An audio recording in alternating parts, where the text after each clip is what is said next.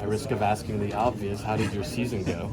Doing great. Yeah. There's a lot of ups and downs through single A, and then just reaching double A as a 19-year-old. I think it went pretty well. What was that experience like just the last week or so going to the playoffs? It's been awesome.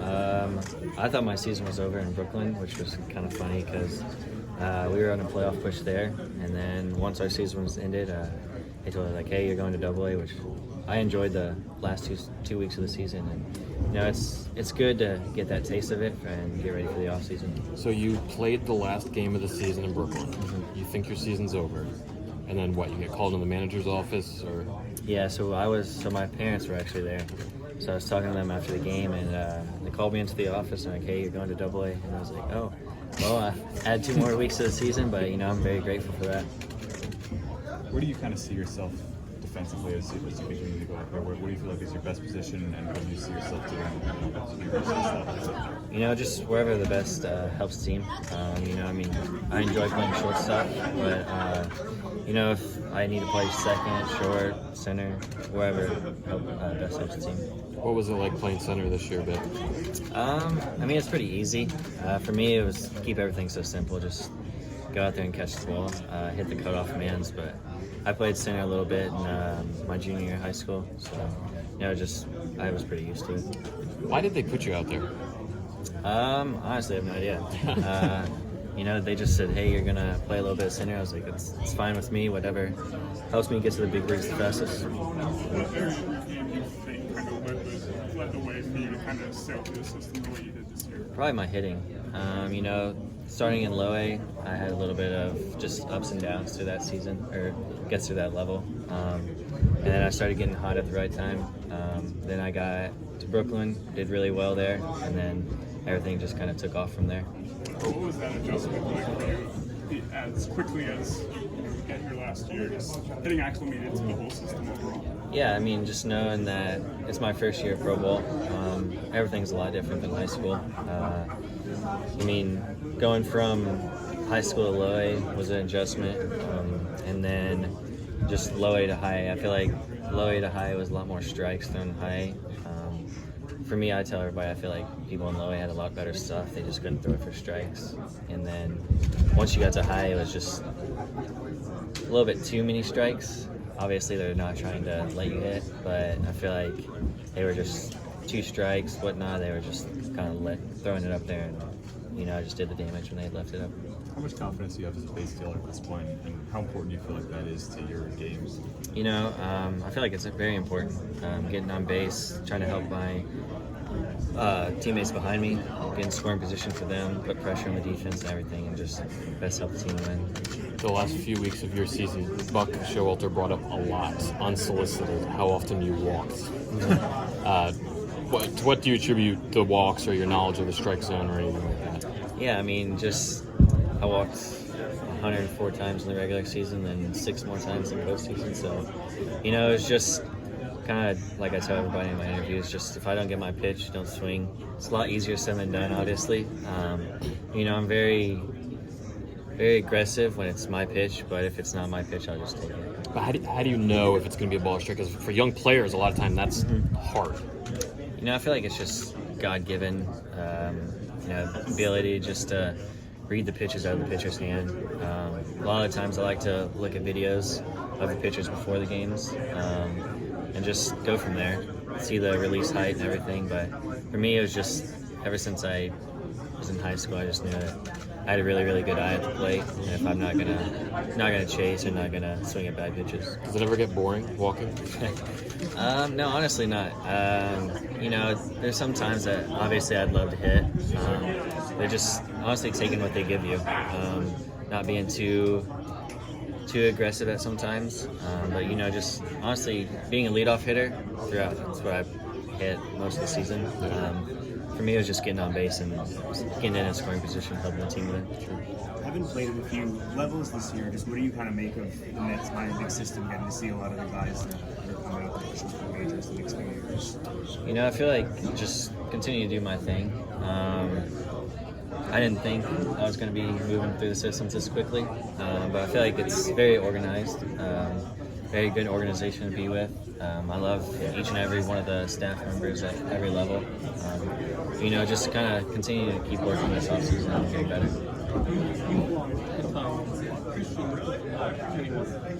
Have you gotten your feel that that's kind of valued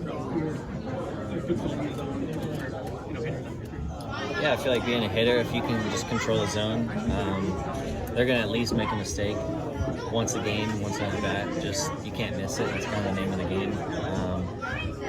For pitchers, obviously you don't want to walk people. You want to throw strikes, help your team win, and help the defense out.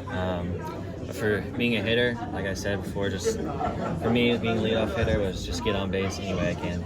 This being your first full year of pro ball, what was the thing that surprised you the most? I would just say playing every single day. Yeah. Playing 125 games. In high school last year, I played 50. Yeah. So that's a lot more. But for me, it was just getting into the weight room, taking care of my body, being able to play 125 games for the first time ever. But just continue to take care of my body, use your resources, and then if you can't be on the field, you won't be moving up. How are you going to spend your offseason? I'll be back in Texas, just doing whatever I can to make the big leagues next year. What do you anticipate just the preparation looking like for next year, knowing that having a year under your belt to get better now? I'll take a couple of weeks off when I get home, just relax, spend time with the family. But just continue to keep getting better each and every day. I don't have any specific goals yet. I'm sure I'll get there at some point. But just continue to work hard in the off season and hopefully at some point get that call to the big leagues here. What was it like living in New York City as a teenager? It was a little weird. For me, where I'm from, it was just quiet. When I got to Brooklyn, it was just nothing but honks, sirens going off. So, actually, the funny thing is, the first day I was in Brooklyn, I woke up like 5 times in the night, just sirens, honking going on. I was like, it's 3 a.m. What could people be honking about? So, it was definitely different, but very, very enjoyable though. I enjoyed my time in Brooklyn. Did that get easier? Didn't prepare you for that? Do I? Your Long Island history didn't prepare you? I was only 2 to 4, so I don't really remember much. Did you get used to that during your Brooklyn time? Like, I don't know, it wasn't that long, but Yeah, so the first week I was actually away. We were on an away series. And then I went 2 weeks at home. I would say it wasn't that bad. yeah. I'd say probably I was only there for 3 weeks. Yeah. The first couple of days were bad, and then everything was pretty much fun. Did any of your minor league teammates, did anybody you kind of leaned on during your first year for advice, or just like came close with? Yeah, I mean, I was with Jacob Reimer in low A and high. We were together. Same with Rylan Thomas. We all started in low A together, and that was kind of, we were the 3 in low A that we just kind of gelled together. Rylan got moved up, I think a month before we did, and just kind of getting to reunite with him in high A. And he got promoted to Double A, and then our season ended when I got promoted to Double A. So I feel like those were the people that really, I mean, and then from spring training, just getting to know all the guys, and they welcomed me with open arms and at each level. You mentioned wanting to make the majors next year. Does that feel like an attainable, reachable goal for you? For me, I feel like that's definitely a reachable goal. Obviously, it's a very hard goal just because, I mean, that's the end goal. That's where everybody wants to end up. And just being 19 years old, finishing in Double A was, I feel like that was probably my proudest moment for me. And that was a goal that I had at the beginning of the season, to finish in Double A at 19. But, you know, just continue to prepare each and every day and continue in the off-season to work and just get ready for the next season. Thank you. So I guess what do you make of your season overall? How do you sum it up? It was exciting. I mean, going out to work every day with the guys, I mean, especially starting in Brooklyn, you know, starting with that group. Loved every minute of it. You know, working with Victor, I worked with him too in low A, so that was an amazing experience to be able to work with him again, and working with AJ again this year in Binghamton. I was able to work with him in Brooklyn as well, so being able to have that little bit of, I'd say, familiarity with what I was going to be doing. Sanger was amazing, Matt O'Neill was amazing, Prado was amazing. Just being able to really ride off those guys, and I know they have great game plans going into every game, and just being able to ride their wave was awesome for sure. What was the last week like? It was exciting. It was a lot of fun, and then obviously ran into a little bit of a tough thing with Erie, but being able to go to work with them and having that playoff atmosphere really, because we made it in the second half, we didn't make it in the first half, so we had a lot of games of playoff baseball to look up to that. So being able to work with them and go out and just try to win every game that you can, it was a lot of fun for sure. If you faced Jett Williams, who walks in, you don't walk anybody. Yeah. What would happen? Make him beat me. Yeah. Make him beat me. I'm gonna attack the strike zone, and if he takes it and he walks, I'm gonna be kind of pissed. So definitely try to make him beat me for sure. Is that something you take pride in, like how little you walk people? Yeah, absolutely. No, for me, I know hitting's the hardest thing to do in sports. So for me, I'm trying to make it as hard on them as I possibly can. And for me, I know the deeper in counts that you get, the more that they're able to see your stuff. The more comfortable that they are with you. So I'm trying to really go 1-2, 1-2 counts and go to the next guy as quick as possible. So it's really a chess match in there, and just being able to get quick outs as quick as I can. And, a lot of success after that. Is that always how you've been, or is? Yeah, I know it's really tough to do, to be able to string quality hits together. So I feel like for the most part when pitchers get in trouble, it's when they're in deep counts and walking guys. So for me to be able to control what I can control and put the ball in the strike zone and let my stuff take care of the rest, and that's really my goal. For all of you guys who are at Binghamton, what do you feel like it did for your development just to kind of be involved in those kind of high pressure games and that sort of thing? What do you think it does for you it was going cool forward? to build off of everybody really, because with Blade and Stewart and Dom and Suarez being able to go in there, everybody's got a little bit of a different routine. So being able to kind of pick stuff off of each other and have different kind of ideas. Everybody's different, but it's so nice to be able to see what everybody else does and try to learn from everybody else. So being able to have that atmosphere of every time you go into work that day, it's like, who's pitching today? Because it's going to be an exciting game. So it was a lot of fun for sure. You dealt with a lot of adjustments this year, whether it was going up a level, adding a pitch, shifting into a starting role. What was the biggest thing, just as handling all those adjustments and doing it efficiently? Yeah, I would say for sure developing my changeup. It's for the past couple years I've never really had one, especially not being able to be comfortable throwing to right-handed hitters. So being able this year really in the fall league, learn a little bit about being able to use the changeup in multiple counts, 2-0 counts, 3-1 counts, be able to be comfortable with it and not rely too much on the fastball. I think that was huge for me in my development, and also coming back from being a reliever, being able to go deep in games. And I think that comes from a lot of quick counts. I'd say 1-2 counts, 2 counts. I'd say also if you go into deep counts in games and you're walking people, you're not able to go deep in games. So that also for me was huge for sure. What was the innings jump like? It was fun. I loved it. Every time I go out there, I love to do what I do. So I'm really blessed to be able to do this. So every time I go out there, I'm going to go compete the best of my ability and go as hard as I can until Skip takes the ball in my hands. So it's something I love to do. So I'm down for every inning I can possibly get. So. Are you tired? No, not at all. I'm ready to go. Just go back to St. Lucie, throw another bullpen. I'm excited. Keep the arm moving. But I love doing what I do. So I'm excited to be here for sure.